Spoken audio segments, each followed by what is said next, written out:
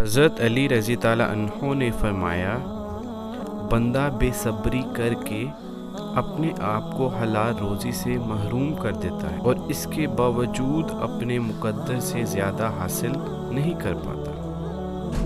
حضرت علی رضی تعالیٰ عنہ نے فرمایا، ان لوگوں میں سے مت ہونا جنہیں نصیحت اسی وقت فائدہ دیتی ہیں جب ملامت میں مبالغہ یعنی بہت زیادہ شرمندہ کیا جائے۔ حضرت علی رضی تعالیٰ عنہ نے فرمایا، جس تکلیف کے بعد جنت ملنے والی ہو وہ تکلیف نہیں، اور جس راحت کا انجام دوزخ پر ہو وہ راحت نہیں۔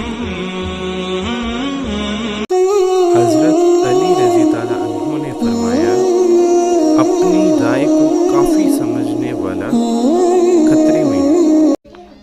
حضرت علی رضی تعالیٰ عنہ نے فرمایا، جب تم اپنے دشمن سے بدلہ لینے پر قادر ہو جاؤ